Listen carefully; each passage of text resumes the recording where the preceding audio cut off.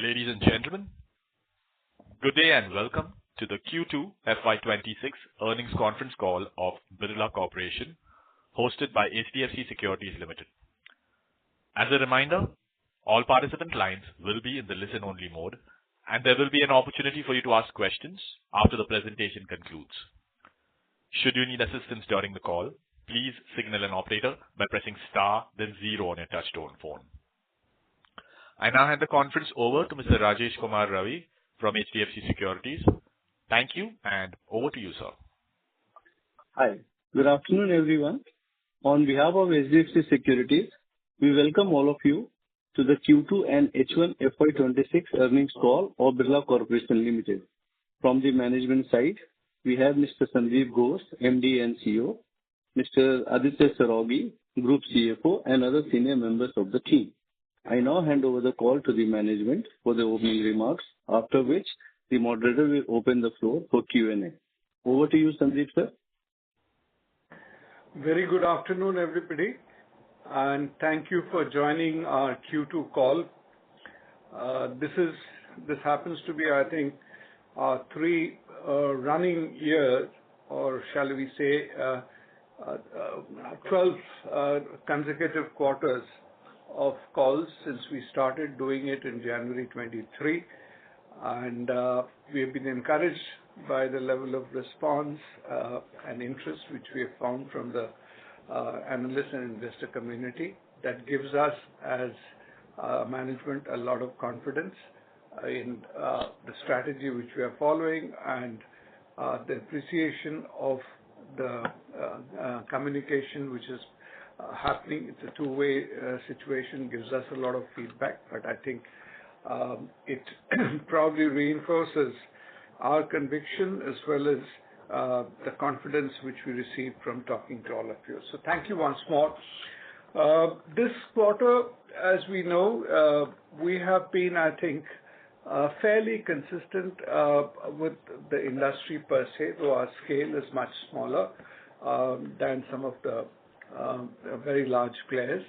But despite that, I think we have stayed in line with the broad industry performance.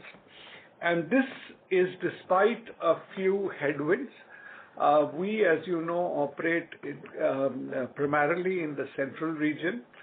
And as some other companies have also stated in their communication, the prices in central region has remained the most subdued compared to other regions throughout this period and even subsequently as we move into the third quarter.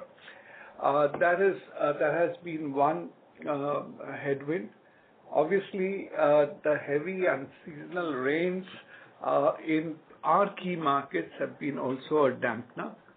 On our side, we had a setback at the end of last quarter itself in terms of a breakdown in our one of the biggest units, as Maihar, and we had an overhang of that into this quarter, for which we had to continue using the purchased clinker from what we had bought from outside, and so that carried on, and that gave us a dent in our profitability.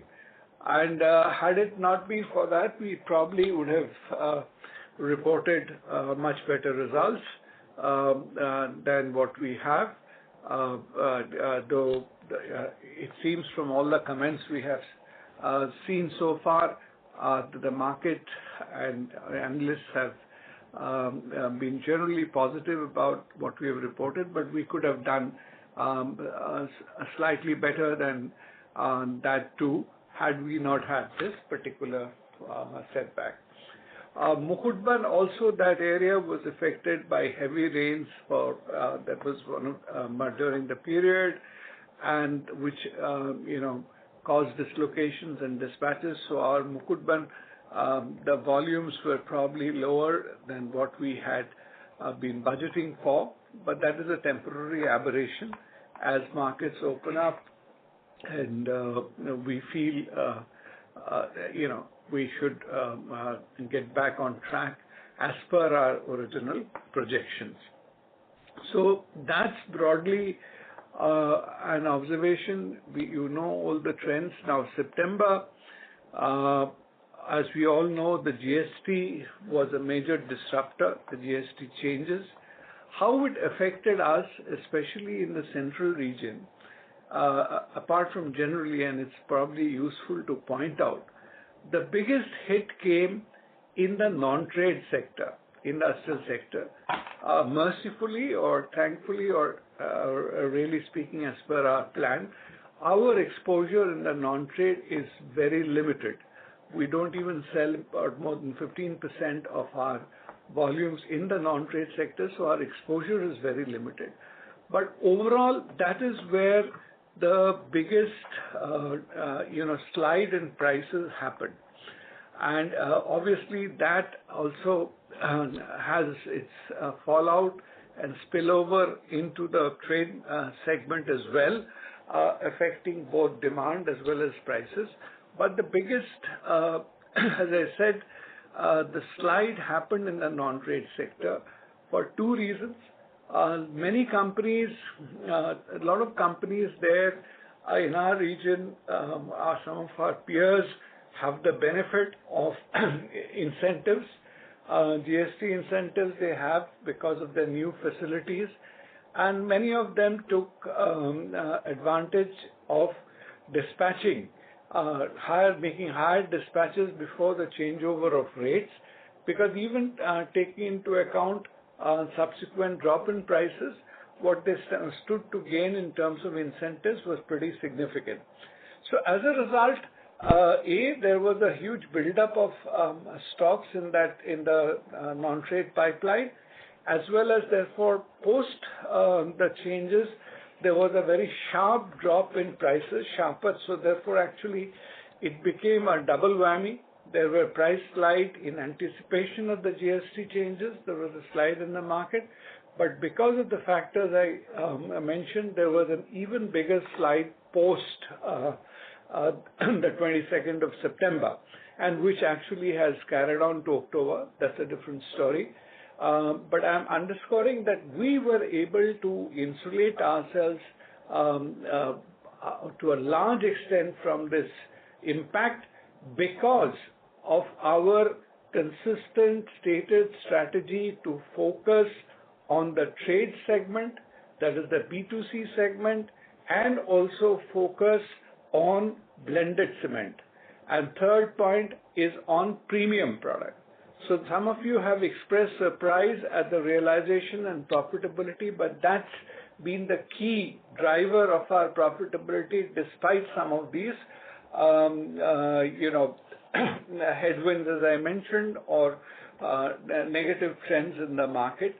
Here, our the strategy has been vindicated, and this has been vindicated at large because, as I've been repeating, though we had moved out of the incentive period in UP last year itself, the new entrants who came in with newer plans and incentive, they have focused primarily on non-trade and OPC, and having been unable to penetrate much into the trade segment, the value-added segment, and the value-added trade segment, the premium segment. So therefore, their impact has remained a great deal in this OPC and non-trade segment over there. And we have managed to keep our head above the water despite any sort of ups and downs and turmoil in the market. So that has been the story overall. Last quarter, though we have a very small presence in Eastern India, our Durgapur plant has done, despite that, well. Rajasthan, we have managed to regain our volumes in the trade segment. That has been, a very positive development over there. We had in the previous year, again, led largely by the low prices, which made our products unviable in some certain markets. We had lost market share in the previous year. in the overall context and volumes, we have been able to recover much of that. Maharashtra, we remain as per strategy, barring these few aberrations we talked of, but we are led, really speaking, by what's happening in the market and the overall prices or demand situation. That's what affects, but we are otherwise we are not operating with any lag or handicap vis-a-vis either the old established player or any other newer entrants. So that's my overall summary. I will hand over to Mr. Sarogi, our CFO, and my colleagues, Rajat Prushti, who is the CMOP, and Mr. Kalidas Pramanik, who is our sales and marketing head, to answer any other questions. So, Aditya, would you like to go in, or we'll open the question? So, in the interest of time, we would open this out for now the questions, and we can take it the question answer and any additional comments simultaneously. Sure, thank you very much. We will now begin the question and answer session. Anyone who wishes to ask questions may press star and 1 on their touchtone telephone. If you wish to remove yourself from the question queue, you may press star and 2. Participants are requested to use handsets while asking questions. Also, before we begin, a request to participants to please limit your questions to 2 per participant. Should you have follow-up questions, we request you to rejoin the queue. Ladies and gentlemen, we will wait for a moment while the question queue assembles.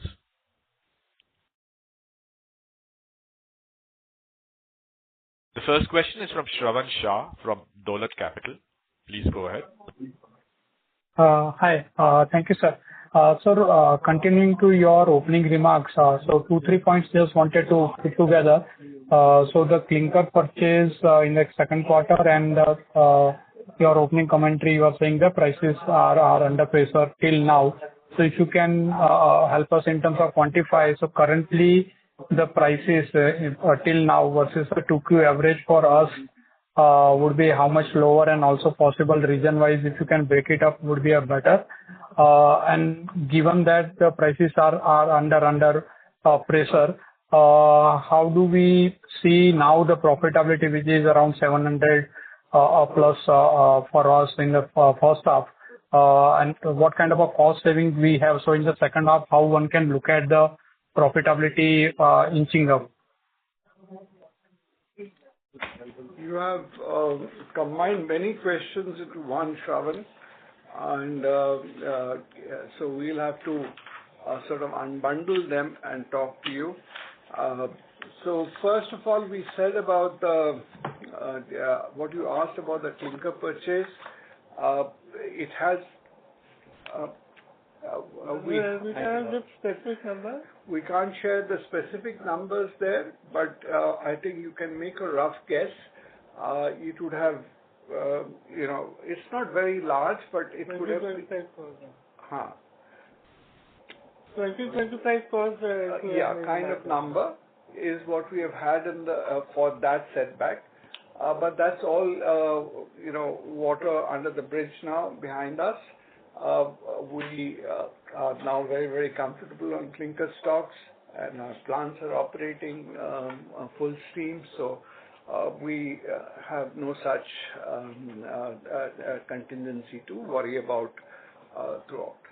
The rest of it, I think all of you have been tracking prices.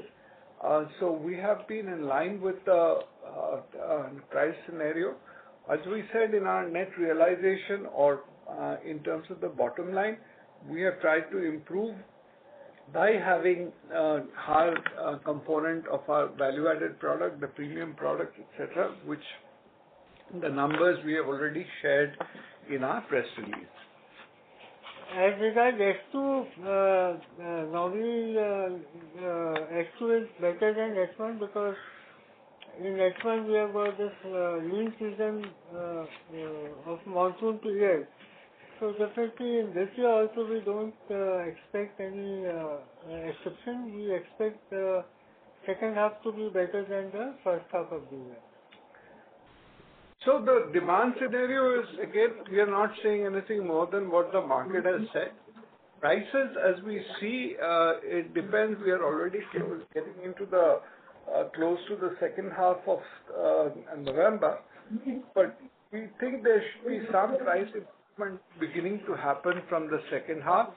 But really, if the demand picks up, we'll see the major correction coming in the last quarter. Okay. Got it. Because just wanted more clarity in terms of the number. Till now, if the prices don't improve, will it on an average basis, though the premium sir is helping us in a decent way, but on a ballpark basis, kind of one can assume kind of 100 odd rupees kind of a impact if the prices don't improve from here on for the third quarter. That's the way one can broadly look at.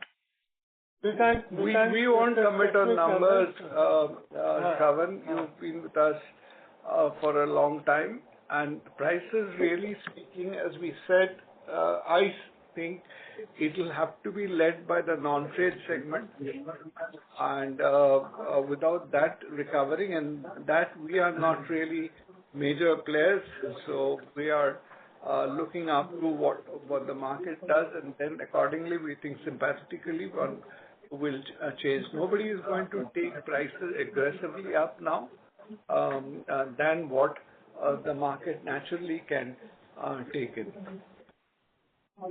Got it. Lastly, ask a couple of data points. Lead distance for this quarter, kcal cost, and the capex for full year would be how much?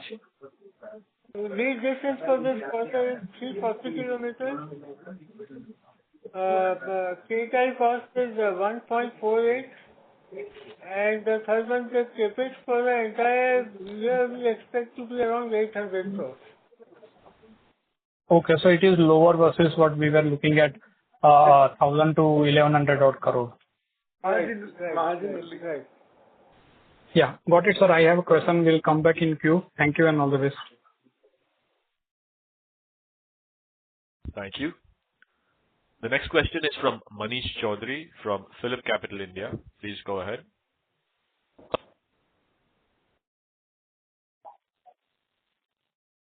Mr. Manish Chaudhary, you may go ahead with the question.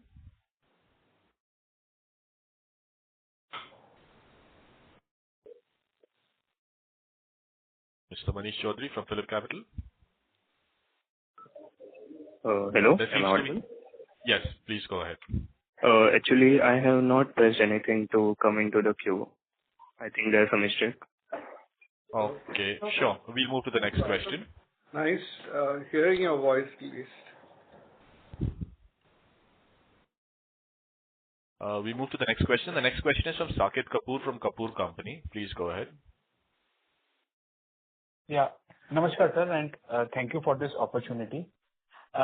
Sir, firstly, my question is to Saraogi ji, sir. In the cash flow, we have mentioned about direct taxes paid to the tune of 91 crore. So this is the net cash outflow on account of this advance tax payment as on September, or any other component is also embedded here? There is no other component. It is the routine payment of taxes. Okay, that translates into 45% of what the total tax liability for the year. That is how it is worked out? So I can't comment on that, Mr. Kapoor. Okay, sir. Sir, for the EBITDA per ton for this quarter, I think so we were in the range of 712, and for the first half it was at 714. So taking into account the current environment and the opening commentary by Sandeep sir, what should be penciling in terms of the EBITDA trajectory going ahead? We also commented on that, Saket, that we don't predict. We expect second half to be better than the first half, but beyond that we can't discuss specific. No other cement company also does, so we also cannot. There are variables in the market just now, which all of us are aware of. So we don't want to give you any indication of commitment which doesn't have a strong basis. Right, sir. Sir, on the efficiency front, if you could just outline to us the backward integration in terms of the captive coal output that we are anticipating from the two mines for this year. How is that? How is the ramp up going ahead? Rajat here. Yes, already the Sialgoguri is going on, and for the Bikram, already the activities are on. We expect that during the end of this financial year, we'll start some activity and maybe you can touch the coal production also. So meaningfully, from next financial year only we'll start getting the production from Bikram coal plant. Okay. Sir, in your commentary, just to conclude, you have mentioned about the management expect, I quote, cement demand to revive in the 3 months ending the December, led by government capex, translating into a YOY volume growth of 4 to 5%. So this is what we can work out our numbers in terms of what you are anticipating. So we are on track, even after taking into account how October has been. When we have factored in the month of October with this comment. Yes.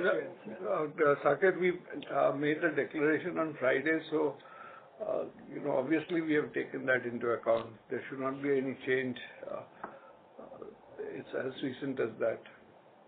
Right, sir. And sir, just a very small comment. As in your opening remarks, Sandeep sir, you have very well articulated to us that what the communication means for investing community in creating the awareness for the company as a whole.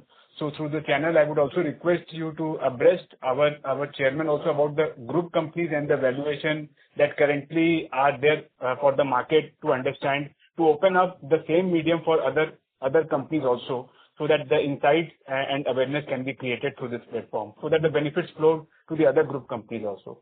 My humble submission, if that could be followed. We are that way independent companies and independent board of directors and things.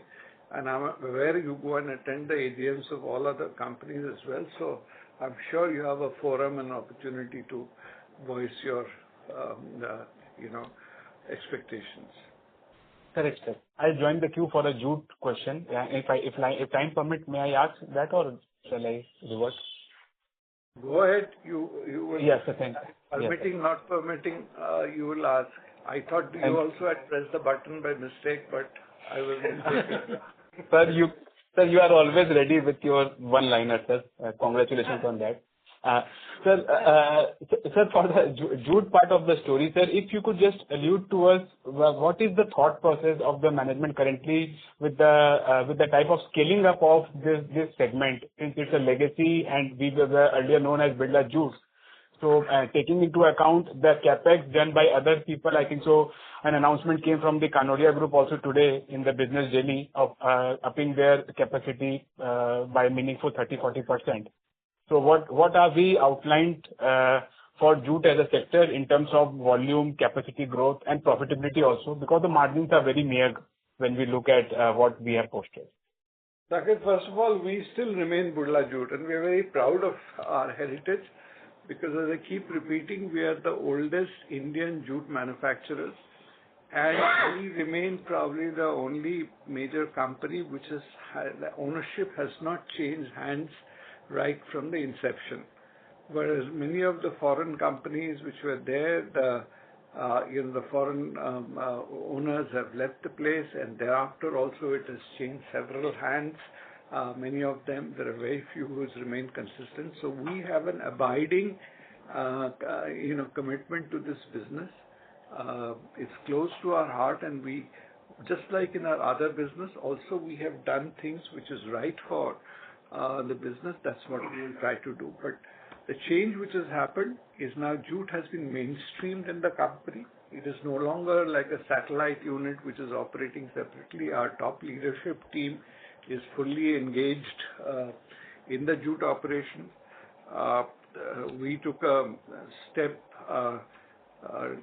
since you know this, which is very unconventional in industry.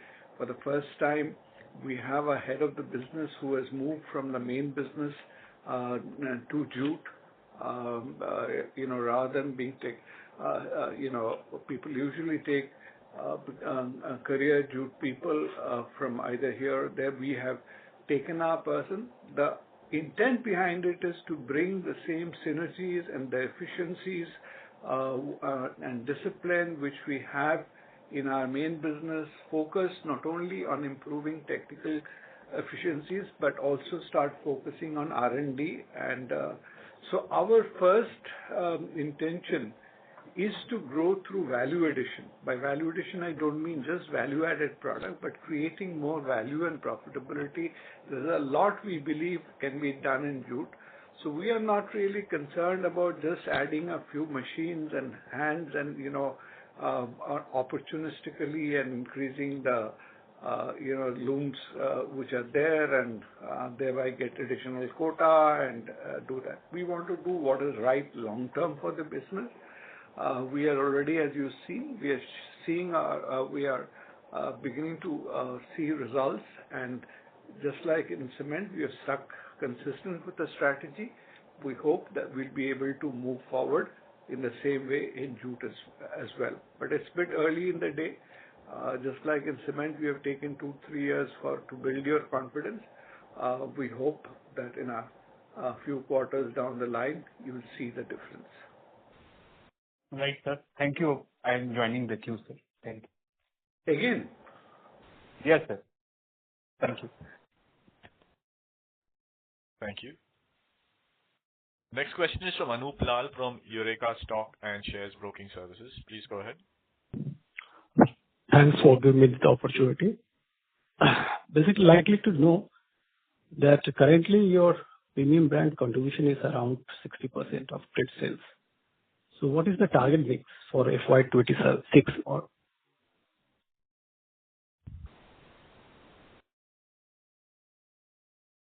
Hello? Hi. Sorry. Yeah. We will remain in the same region, Anup. We don't want to vacate the territory. We have a strong presence on both segments. Our brands are equally strong. Our Samrat and Chetak is very strong in the value segment, whereas Perfect Plus has been making rapid strides in consolidating on the premium segment. We don't have right now too much of headroom in capacity. So this is how we are going to operate. We are committed to both the segments, and that fits us strategically. We consider it to be a strategic advantage because compared to whether our bigger peers, larger peers, or people who are at the same level or smaller, we have the only company who almost straddles between the two segments almost equally. So unlike, as I said, some of the bigger peers are present primarily only on the top segment, the A and premium category, whereas people who are on the other side, they are trying to inch up some of their thing to get up a level of premium mix in their volume, but their premium is actually far lower than at the level where we are operating in the A category. So they are doing that, whereas we have presence on both sides, and we also have a presence now in what I would call the upper value segment, because we have, when we are looking at Samrat, we have a product called Samrat Advance, which is actually at a level compared to what others are calling premium from the B category. When we are Samrat Advance is at par with them, whereas Perfect Plus is clearly, as some of you have commented in your assessment, we are clearly in line with the top A category players. So we would like to operate that way. We consider it to be, as I said, a competitive advantage, and this is how we wish to stay there. We are not going to abdicate or abandon one segment for the sake of others. We see merit long term in being present in both, and that's how we are going to. And because we see not only merit in both, we feel there is a market in both ends, whether you look at segmented geographically or segmented market-wise. So that's part of our strategy. And so far we have done well, we believe, and we'll continue on that. So my next question is regarding the increase of share of renewable energy to 32% in the second half. So what could you quantify the cost savings?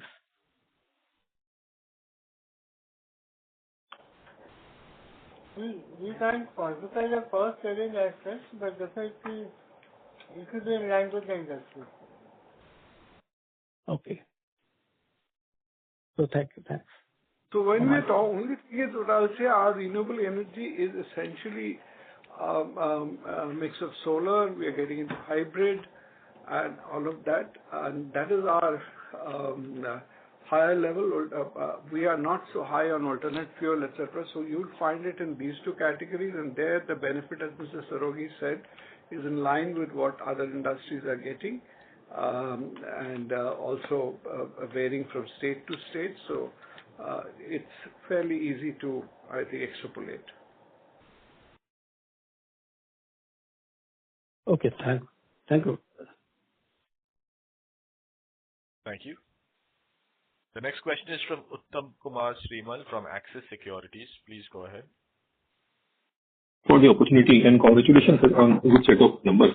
Sir, my question pertains to your capacity expansion plan. So can you give a timeline for a Kundangarh unit?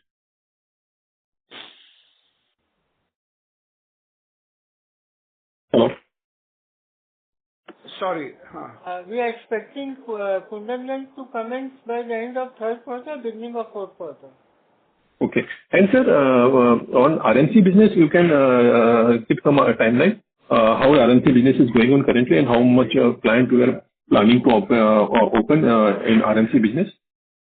RMC business, as we said, we are still on a, we are progressing steadily and slowly. We are in no rush to expand and then burn our, hands and feet and all that, which many people have done. The profitability component there is lower, so we are taking wherever there is a clear synergy with our brands. We are trying to see, and we would like to progress in a very not only steady but sure-footed way. We are in no great anxiety to expand the volume and again share. Again, a lot of people are doing that because they have a lot of spare cement and they are doing it as a captive source. We don't have that as an any compulsion. Our own cement we are selling well. This we are trying to do only to expand our footprint.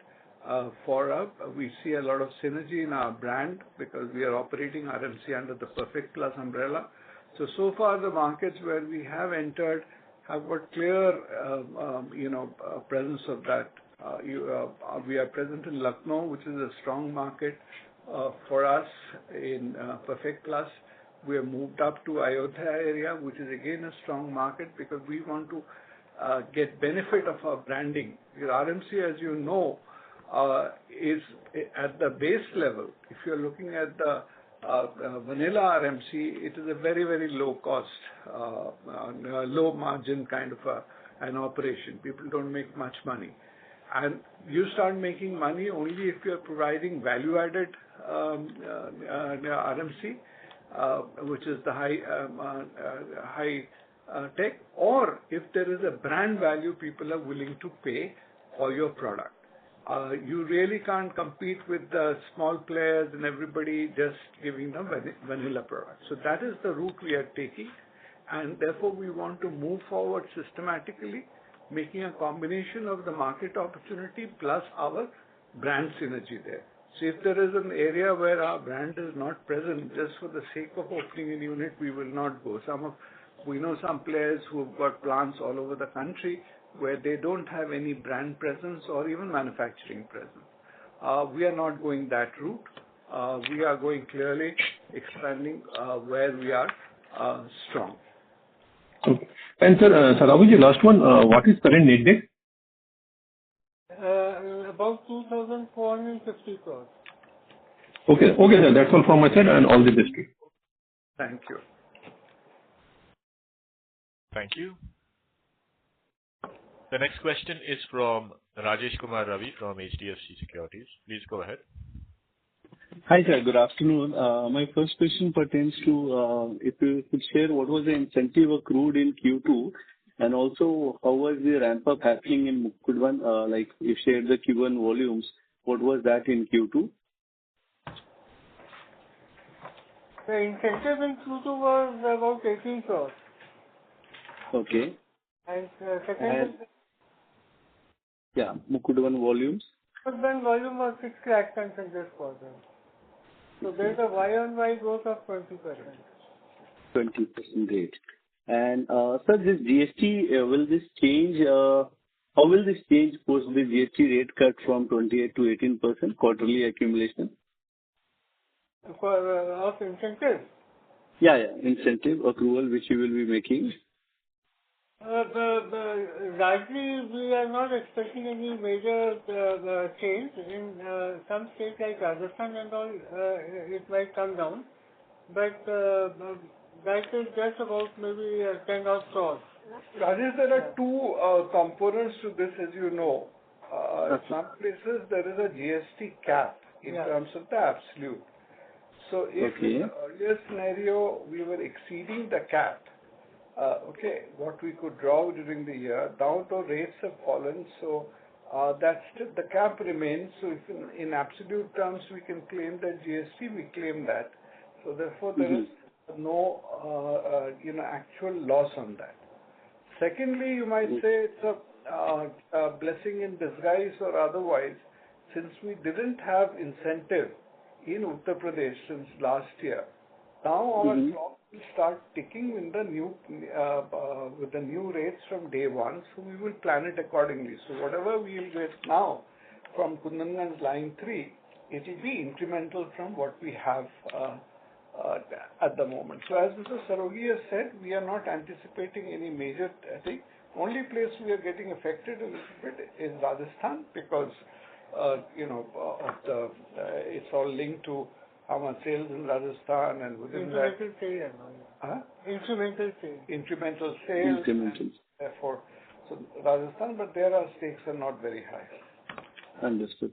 And sir, on the expansions plan, you have lowered the capex outgo guidance from 1,200 odd crore to 800 crore.